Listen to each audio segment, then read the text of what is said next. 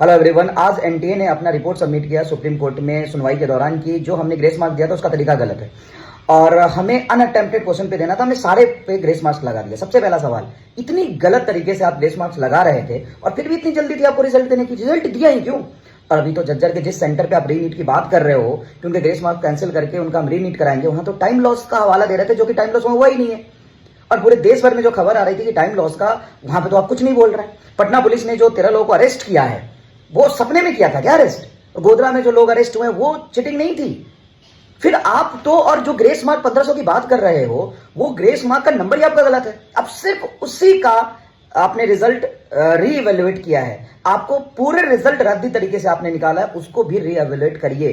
कितने बच्चों को आपने ग्रेस मार्क दिया है वो देखना पड़ेगा। सिर्फ ट्वीट खेलने से नहीं होगा। 22-23 तारीख को हम पेपर करा लेंगे, 30 को हम रिजल्ट दे देंगे, 8 से काउंसलिंग शुरू कर देंगे, क्योंकि 8 तारीख से सुप्रीम कोर्ट में सुनवाई है, पहली तारीख है। इसीलिए इतनी जल्दीबाजी मचा रहे हो। कहां कील लगा है क्या कुर्सी में? ट्वीट करने में बहुत मजा आ रहा है, बैठ के काम करने में नहीं आ रहा है मजा। अभी तो वहां से न्यूज आ रही है ना कि एक्स्ट्रा टाइम मिला ही नहीं था, उसको रीएवेल्यूएट तो करो। और आपके 8-10 हजार सेंटर होंगे, वहां का हर जगह का सीसीटीवी कैमरा चेक करो, नहीं तो ओपन करो, कंप्लेन करे सब लोग कहां टाइम लॉस हुआ था, और हर जगह का आप सीसीटीवी कैमरा चेक करना। आपका जो डेटा है, जितने बच्चों को आपने ग्रेस मार्क दिया वो भी गलत है। एक गलती अभी पकड़ी गई है, आपकी सारी गलती पकड़ी जाएगी। आप एग्जाम कराने में फेल हुए हैं, आप माफी मांगिए पब्लिकली। आपने गलत तरीके से कैसे ग्रेस मार्क दे दिया? क्यों इतनी जल्दी थी ग्रेस मार्क देने की? क्या जल्दी थी रिजल्ट देने की कि गलत तरीके से ग्रेस मार्क देके आपने रिजल्ट पब्लिश कर दिया?